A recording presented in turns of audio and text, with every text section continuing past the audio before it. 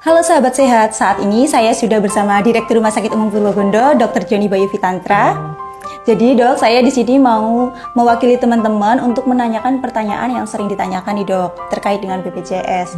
Jadi sebenarnya pasien BPJS itu boleh apa tidak untuk langsung ke rumah sakit atau memang perlu rujukan dok? Oh iya, jadi kayaknya memang harus dipahami oleh semua teman-teman di masyarakat ya, bahwa sebenarnya boleh loh pasien itu langsung datang ke rumah sakit. Ya, tapi ada syaratnya, nggak semuanya, yaitu pada pasien-pasien dengan kondisi gawat darurat. Jadi kalau memang kondisinya sudah tidak stabil, ya gawat gitu, boleh langsung dibawa ke IGD. Nah, nanti oleh dokter IGD dan juga tim medis yang bertugas akan dinilai apakah memang sesuai dengan kriteria gawat darurat atau tidak gitu. Sudah ada itu kriterianya, tapi supaya mudah dipahami oleh teman-teman di masyarakat, ya kurang lebih lah kalau kondisinya misalnya pasien itu kesadarannya nggak stabil gitu ya, tiba-tiba nggak sadar, atau misalnya mbah-mbah itu ya diajak komunikasi yang tadinya bisa tuh jadi nggak bisa ya, kemudian ada gangguan jantung, gangguan paru ya, misalnya tensinya drop atau misalnya tensinya tinggi banget gitu ya. Bisa juga tuh kasusnya misalnya bicara pelo atau kelemahan tubuh gitu, kemudian sesak napas, demam tinggi, diare, kemudian muntah-muntah yang berlebihan. Itu kan memang membuat pasiennya itu nggak stabil ya, lemes banget lah, atau kita nilai kayaknya perlu dirawat di rumah sakit nih.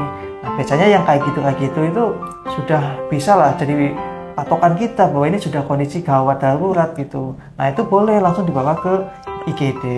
Tapi intinya gini aja sih, kita fokus ke keselamatan pasien nih ya. Kalau pasien itu kelihatan udah nggak stabil banget kayak gini, ya bawa aja ke rumah sakit gitu. Karena aku pernah dengar juga ceritanya, kayak misalnya pasien udah nggak stabil, lemes banget gitu ya, tensinya mungkin udah drop gitu, ternyata pasiennya tuh bingung, aku mau bawa ke rumah sakit tapi takutnya dimintain rujukan, jadi dia minta rujukan dulu ke puskesmas, padahal puskesmasnya tutup misalnya kan malam-malam, itu kan kasihan pasiennya. Jadi ya kurang lebih kalau tanda-tanda yang tadi saya ceritakan itu ada di pasien dan memang mengkhawatirkan kondisinya lah, ibaratnya nggak apa-apa, bawa aja dulu ke rumah sakit. Nanti juga di rumah sakit akan disampaikan juga lah mengenai rencana pasiennya akan ditata laksana atau diobati seperti apa, apakah di rumah sakit atau bisa pulang gitu kan. Tapi tetap sih menurut saya fokus saya yang penting pasiennya diobati dulu gitu. Lalu dok, kapan pasien itu harus memerlukan surat rujukan dok? Oh iya, kan nggak semua orang sakit itu langsung nih kondisinya jelek ya, langsung gawat gitu. Tapi bukan berarti tidak perlu diobati gitu.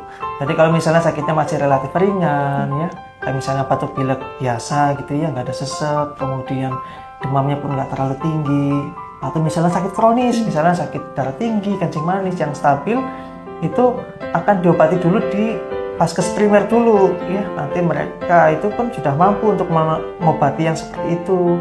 Nah, tapi kalau misalnya kondisinya itu memang dinilai nggak stabil atau butuh konsultasi ke dokter spesialis, itu nanti dari vaskes primer akan dilakukan perujukan ke rumah sakit. Nah, itu yang perlu surat rujukan. Oh, ternyata seperti itu ya dok. Jadi apabila pasien mengalami kondisi kegawat daruratan bisa langsung ke IGD rumah sakit. Namun apabila kondisinya dirasa stabil bisa memeriksakan diri terlebih dahulu di fasilitas kesehatan pertama.